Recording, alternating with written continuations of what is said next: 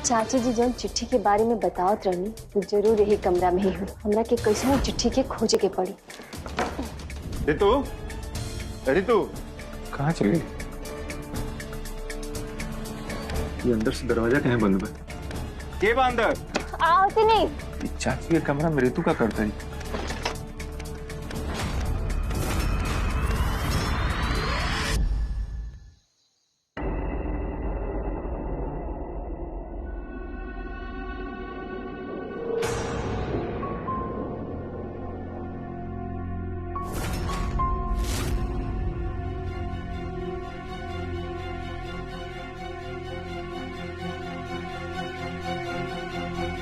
हम तारा से वादा करते नहीं मिथिलेश बेटा, मंदिर वाला बात रितु के कब्बो ना पता चल और चिट्ठी भी रितु के हाथे कब्बो ना लग।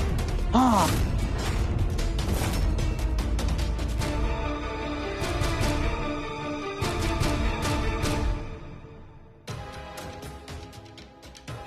चाची जी मिथिलेश से कैसन चिट्ठी के बारे में बात करत नहीं और मंदिर के कौन बात छुपावे के कहत नहीं। यहाँ के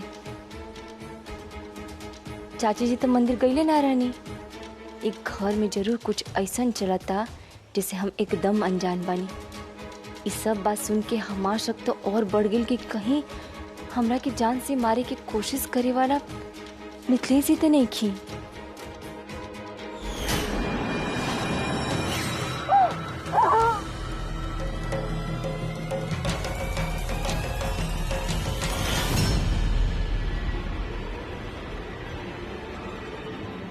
रात जब हमरा ऊपर हमला भई रहे, हमला के तुरंत बाद सबसे पहले वहां मिथिलेश जी रानी कर मतलब हम का समझे, कुछ समझ में नहीं क्या होता। रितु, इतना रात भाई, तू रात के जगह करते रू? अब इतना सब भइला के बाद तो बस एक के सवाल मन में उठा था, हमरा के जान से मारे के कोशिश करे वाला इंसान का मिथिलेश ही बानी? हो सकेला कि चाची जी के मिथिलेश की सच्चाई के बारे में पता चल गई हो और यही से मिथिलेश चाची जी के ऊपर हमला कर देले हो खब और वहाँ के कोमा में चल गई नी, ताकि केहू के कुछ बता ही न पावे। कहीं हमारी शक सच तो ना हो जाए, कहीं इस सब के पीछे मिथिलेश के तो हाथ नहीं खे ना।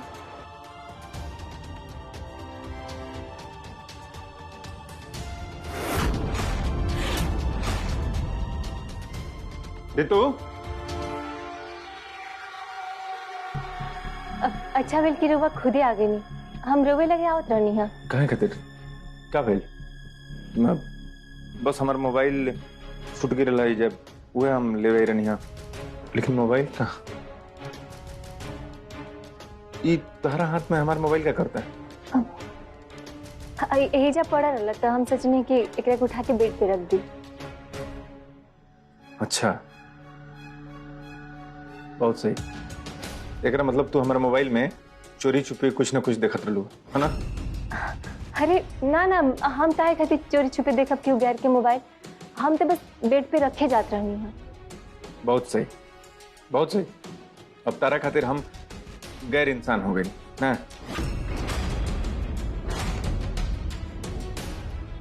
उसे देखल जाओ तो तार बात सही है बा।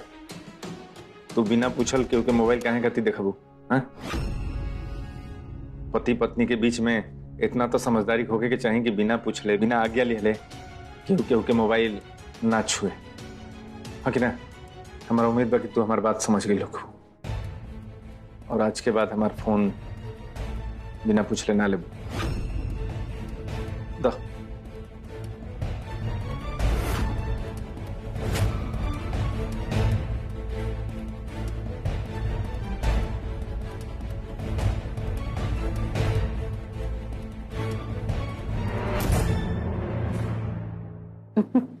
हाँ, अरे कल सवेरे से ही पूजा के मुहूर्त बा। कल भोरे भोरे सब लोग उठ के नहा के पूजा खातिर तैयार हो जाइया। कल पूरा दिन व्रत रखला के बाद सांझी के 7 गो सुहागिन मिल के पूजा करिए, ओकरे बाद व्रत टूटी। और ई व्रत सुहागिन लोग अपन पति के लंबी उम्र के खातिर रखेली। अच्छा मैं एक बात बताओ कि जौन व्रत रखल जाते थे इससे तब पति की उम्र बढ़ला, लेकिन ऐसा कोनो उपाय नहीं खे कि जे हमनी खातिर व्रत रखता, अरे मतलब हमारी बाकी हमनी के पत्नी, वो पत्नी खातिर हमनी के कोनो व्रत रख सकी जाए? बेटा, पत्नी के लंबी उम्र खातिर कौनो व्रत ना होला। पति बस पत्नी के ऊपर पूर्ण विश्वास रखे, ओकरा के प्रेम करे, प्यार दे, बस यही से पत्नी के पूरा जिंदगी सफल हो जाला।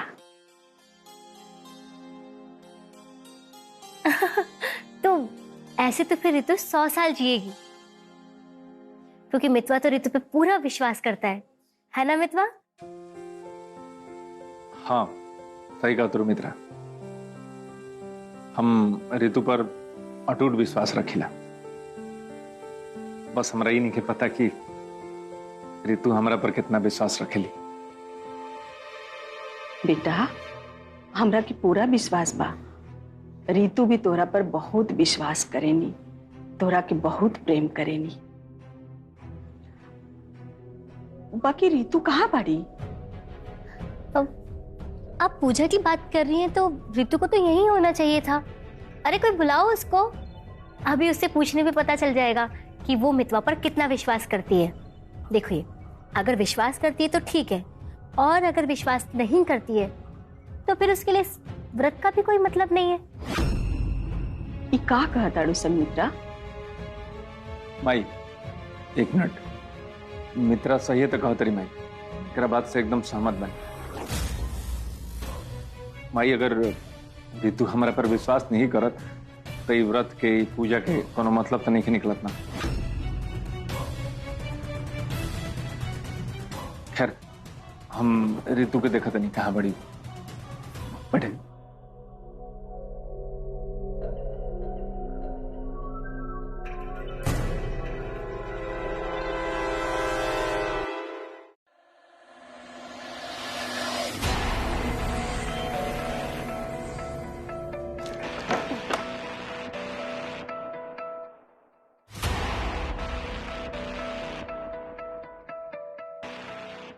चाची जी जो चिट्ठी के बारे में बतावत रही, जरूर यही कमरा में ही हुई।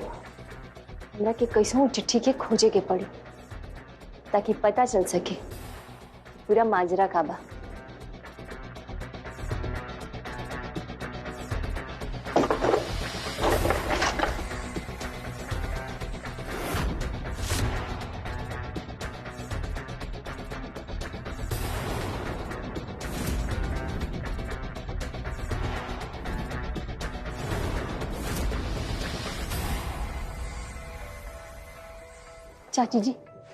चाची जी सुनी ना, जो चिट्ठी के बारे में रुआ बताओ रहनी ना, वो हमरा के चाहिए। देखिए बहुत जरूरी बा, कुछ बताई ना कहाँ बा, सुन तनी।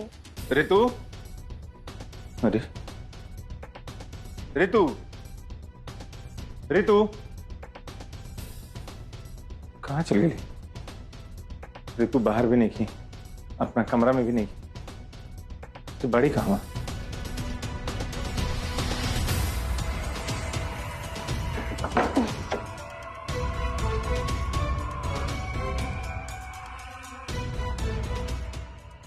गोपाल वो। हाँ भैया। अरे तू अपना ऋतु भाभी के देखला का कहीं?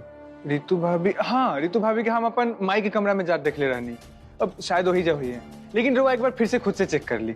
चाची के लगे? हाँ हाँ ठीक।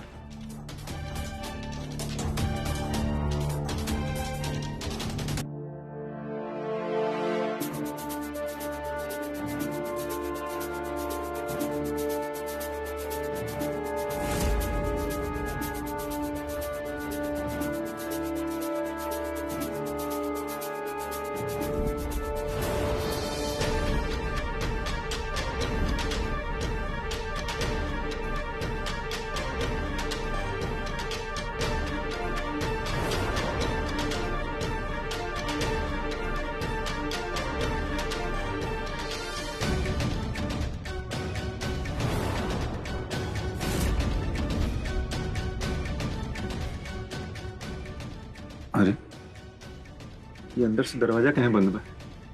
जो चाची के जौन हालत बैठे वो हालत में तो दरवाजा उठ के बंद ना कर सकेले तो दरवाजा अंदर कैसे केहू बंद कर सके। एकरा मतलब कि जो चाची के कमरा में केहू बाटे जे अंदर से दरवाजा बंद के बा, देखे के पड़ी। के बा अंदर? दरवाजा खोला। हम पूछता नहीं के बा अंदर, दरवाजा खोला ले। हम बानी रितु मिथिलेश। रितु? रितु तू चाची कमरे में क्या करता रू? और तू ये दरवाजा अंदर से कहीं खाती बंद के लिए बड़ू?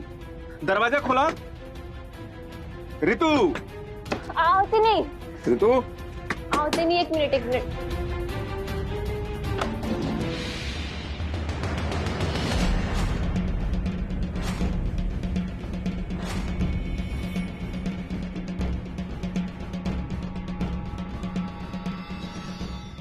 रितु ई का ये चाची के कमरा में सामान इन्होंने कहे पड़ल बटे? का कुछ जोहत रहलू का? जो कहल का चाहता नहीं। रितु हम बस इतने कहल चाहते नहीं कि कमरा के हालत कैसे भई लगे तो कुछ जोहत रुका।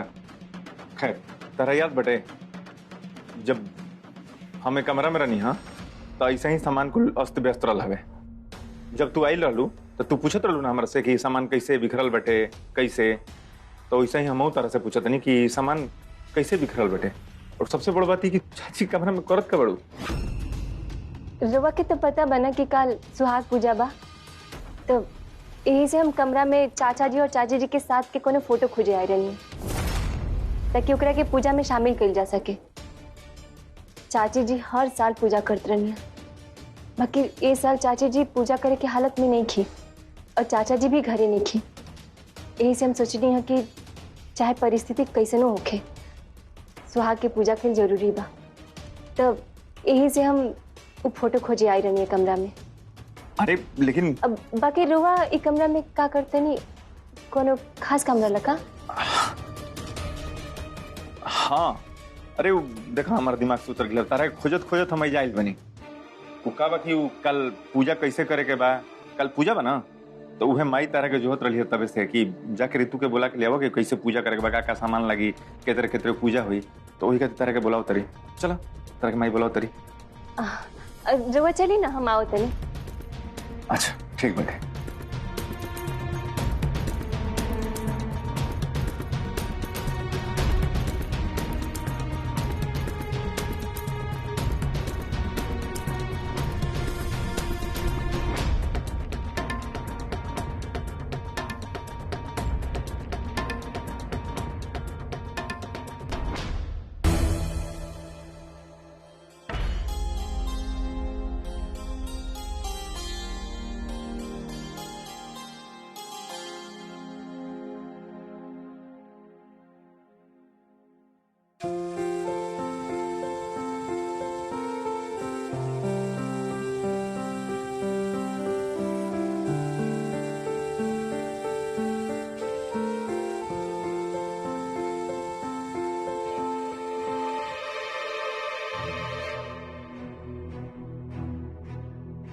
आई लव यू रितु जी। हम आपके बहुत प्यार कर ले रितु जी, आपके दिलो जान से चाहिए। ये जन्म में सातों जन्म में हरदम आपके साथ रहना चाहते नहीं रितु जी। आज हमारा और ये आपके बीच में नहीं तो कोनो पर्दा बा और ना ही कोनो दीवार। अगर बात कुछ हो सिर्फ और सिर्फ प्यार।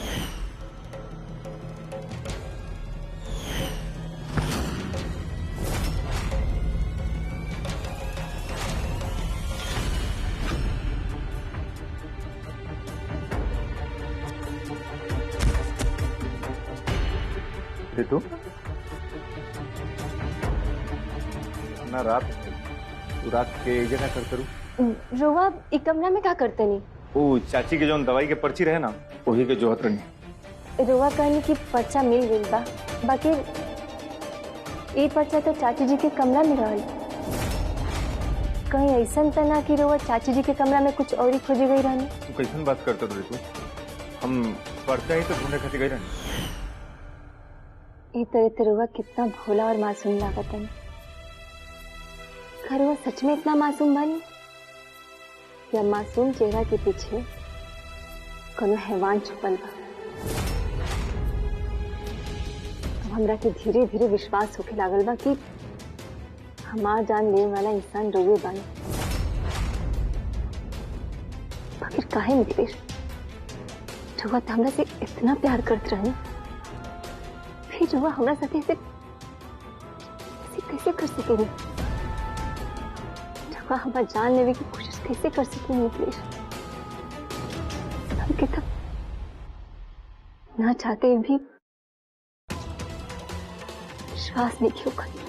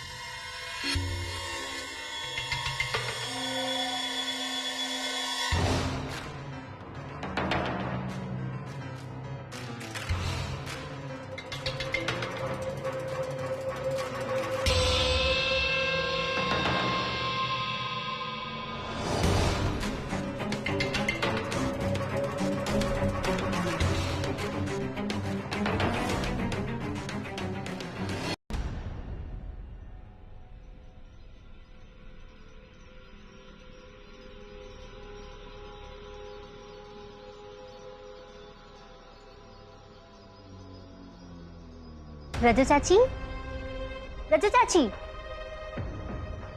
रजो चाची, कहीं आपका कोई नया नाटक तो नहीं? खैर जो भी है, वैसे मुझे इस बात की खुशी है कि कम से कम आपकी आंखें खुल तो रही हैं। ऐसा लग रहा है कि आप पहले की तरह बिल्कुल ठीक ठाक हैं। वैसे मुझे आपको ये खुशखबरी देनी है। सच बताऊं ना रजो चाची, मुझसे बिल्कुल नहीं रहा जा रहा है, इसलिए तो इतनी रात में आई हूँ आपके पास। रजो चाची, अब बात ये है कि मुझे भी तो एक जीवन साथी की जरूरत थी ना, और मैं कंवारी हूँ, इस वजह से सब लोग मुझे इशारों ही इशारों में ताने मारते थे, खासकर वो ऋतु। मितवा ऋतु का पति है ना, इस बात का उसको इतना घमंड है ना कि पूछो मत। और मैं अब उसका घमंड तोड़ दूंगी, क्योंकि मेरी जिंदगी में मुझे जो मिला है ना, वो ऋतु के मितवा से कई ज्यादा कीमती है। मैंने अभी तक किसी को नहीं बताया, बस आपको बता रही हूँ। प्लीज आप किसी को मत बताना। पर मैं आप पे भरोसा कैसे करूं? क्योंकि चुगली करने में तो आप माहिर हैं। पर एक बात ये भी तो है कि ना तो आप कुछ बोल सकती हैं ना सुन सकती हैं। पर ये मुझे कैसे पता लगेगा कि ना तो आपने मुझे सुना है और ना आप किसी को कुछ जाके बोलेंगी? पर कुछ तो करना पड़ेगा ये पता करने के लिए। अभी चेक कर लेती हूँ। रजो चाची, रजो चाची, रजो चाची, क्या आप मुझे सुन पा रही हैं? रजो चाची,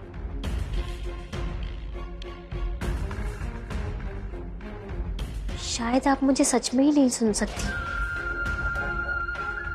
नहीं तो मेरा इतना जोर से बोलने के बाद आप कुछ ना कुछ तो रिएक्ट करती। पर ऐसा भी तो हो सकता है कि आप सुनकर भी ना सुनने का नाटक कर रही हो, क्योंकि नाटकबाज तो आप पहले से ही हो। नहीं, मैं ऐसे ही आप पे भरोसा नहीं कर सकती, कुछ तो करना पड़ेगा। पर क्या करूं?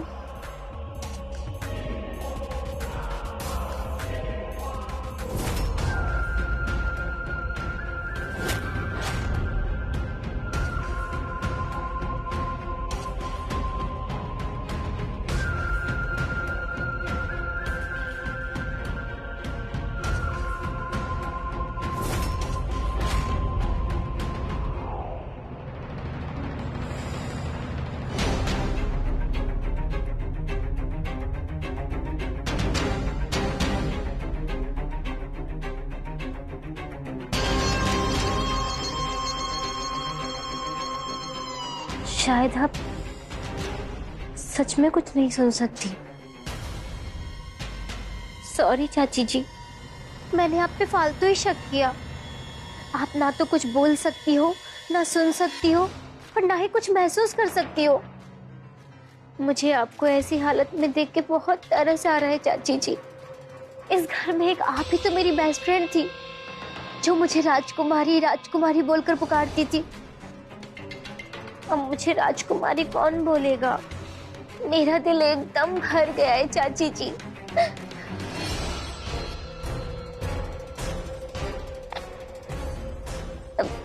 मेरे आंसू भले ही ना आ रहे हो, पर आपको इस हालत में देख के मुझे बहुत तकलीफ हो रही है।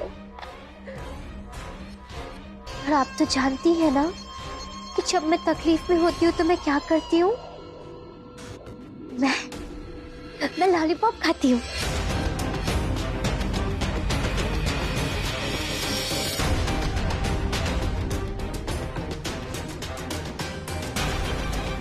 थैंक यू चाची जी।